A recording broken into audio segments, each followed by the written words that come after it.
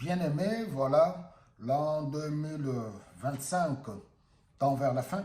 Nous sommes arrivés au dernier mois de l'année. Alors, comme chaque année, ce qui est tout à fait normal, nous allons passer au moment de vœux, de bonheur, de prospérité, de santé pour les relations, les membres de famille, connaissances, amis et connaissances, ce qui est tout à fait logique, ce qui est quelque chose de bien. On ne peut que souhaiter le bonheur. C'est souhaiter le bonheur les uns envers les autres, humainement parlant.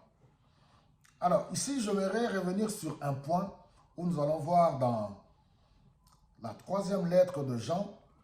Je vais lire la parole de Dieu. De la part de l'Ancien, à mon cher Gaius, que j'aime en toute vérité, cher ami, je souhaite que tu ailles bien pour toi, que tout aille bien pour toi et que tu sois en aussi bonne santé physiquement que tu l'es spirituellement.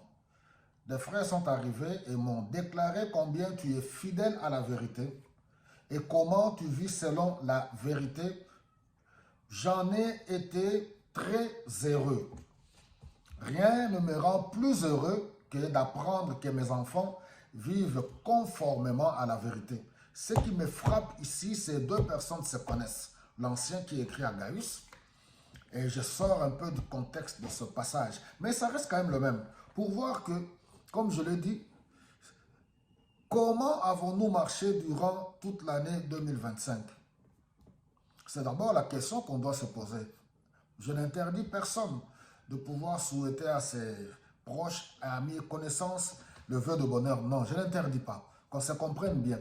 Mais c'est plus nous interpeller pour voir que c'est devenu une récitation, c'est devenu comme un jeu. Année après année, les gens le font sans prendre conscience. Ici, l'Ancien est en train de témoigner de la fidélité de Gaius. On lui a rapporté un témoignage positif, un gars hospitalier qui vit et qui marche dans la vérité. Alors, vous allez voir que nous qui sommes peuple de Dieu, Jésus-Christ est le chemin, la vérité, la vie. On le confesse matin, midi et soir. Mais durant toute l'année, on vit dans la fausseté, méchanceté, mensonge. Et vous allez voir que, arrivé à la fin de l'année, oui, certains me diront, oui, les gens vont se repentir. Je n'en disconviens pas. Ici, j'interpelle plus pour tous ceux-là qui, durant toute l'année, vous ne vous occupez pas de Dieu. Et pourtant, notre priorité, c'est de plaire au Seigneur. Si nous vivons, plaire à Dieu, c'est lui obéir. Nous maintenir dans une relation intime avec lui. Mais voilà, durant toute l'année, on vit vraiment dans la fausseté, dans le mensonge, la haine. On s'insulte. Regardez comment les gens s'insultent sur les réseaux sociaux. Mais vous le verrez aussi qu'ils confessent Jésus-Christ. Les gens s'insultent matin, midi et soir. Les gens ne savent pas vivre dans la fidélité, dans les amitiés. Les amitiés, aujourd'hui, il faut trouver. Aujourd'hui, trouver des amis fidèles, vous allez le compter au bout du doigt. Même dans les relations familiales, les gens ne sont plus fidèles dans leurs relations, les gens sont faux, les gens ne marchent pas dans la vérité. Vous trouverez dans les familles, les frères et sœurs qui se haïssent, qui sont faux, qui se critiquent, qui se calomnient. Vous trouverez dans les relations de mariage, l'homme et la femme qui sont faux, qui se critiquent, qui se calomnient, qui ont la haine, qui ont des soupçons les uns sur les autres. Vous trouverez dans les relations d'amitié, les gens ne vivent, les gens sont faux. Les frères et sœurs dans l'église, ils sont faux dans leurs relations, les gens sont hypocrites. Alors, de telles personnes maintenant arrivées à la fin de l'année comme on est là, le 31 décembre, parce qu'on utilise le calendrier grégorien. Les gens vont dans une salle que nous appelons église. Voilà, il faut dire les choses telles qu'elles sont. Les endroits de prière, et maintenant les gens pensent que voilà, il faut aller se cacher là-bas, Dieu est là-bas, Dieu va nous protéger.